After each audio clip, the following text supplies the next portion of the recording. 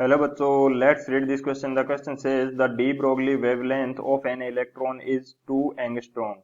de Broglie wavelength हमें कितनी दी है? 2 angstrom. Calculate its momentum.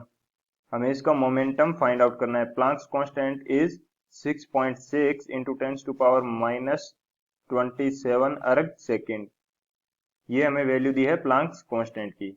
तो हमें फाइंड आउट करना है इसका मोमेंटम. यदि इसकी डी ब्रोगली वेवलेंथ क्या है इलेक्ट्रॉन की? 2 एंगस्ट्रॉम. तो इसके लिए जो की कंसेप्ट हो जाएगा वो हम देख लेते हैं. यदि बात की जाए की कंसेप्ट की, तो की कंसेप्ट हमारे पास क्या होगा? की कंसेप्ट फॉर दिस क्वेश्चन, ये हमारे पास हो जाएगा डी ब्रोगली वेवलेंथ का फॉर्मूला. डी ब्रोगली वेवलेंथ ये हमारे पास किसके इक्वल होती है?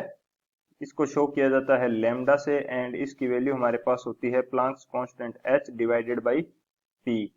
p यहाँ पे क्या है? p is the linear momentum and h is the, h क्या है हमारे पास? ये है हमारे पास प्लांक्स कांस्टेंट. प्लांक्स कांस्टेंट है and p is the linear momentum जो हमें फाइंड आउट करना है. तो बात करें यदि सॉल्यूशन की, सॉल्यूशन हमारे पास क्या हो जाएगा इसके लिए? सॉल्यूशन के अंदर हमें गिवन थिंग्स क्या है वो हम लिख लेते हैं. First of all given things लिख लेते हैं. हमें दी गई है लैम्डा की वैल्यू, ये हमारे पास कितनी है? 2 एंगस्ट्रॉम. एंड यदि इसको मीटर में चेंज करेंगे तो ये हमारे पास हो जाएगी 2 into 10 to power minus 10 metre.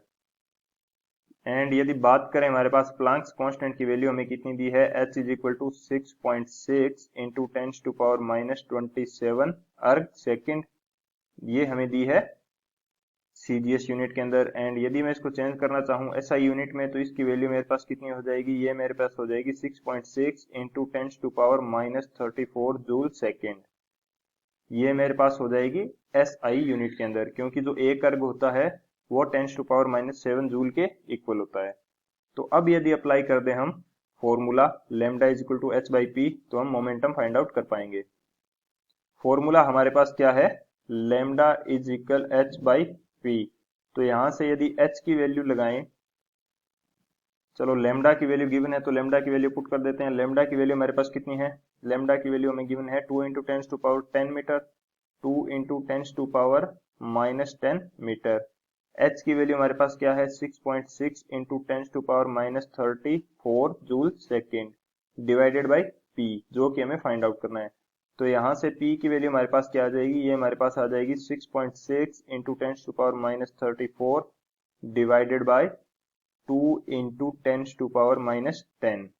इसको सोल्व करेंगे तो हमारे पास वैल्यू आ जाएगी 3.3 into 10 to power minus 24 kg into metre per second. ये हमारे पास मोमेंटम आ जाएगा. मोमेंटम की वैल्यू हमारे पास कितनी आएगी? 3.3 into 10 to power minus 24 kg into metre per second. ये हमें फाइंड आउट करना था. सो our final answer is 3.3 into 10 to power minus 24 kg into meter per second. I hope you understood it well. Best of luck. Thank you.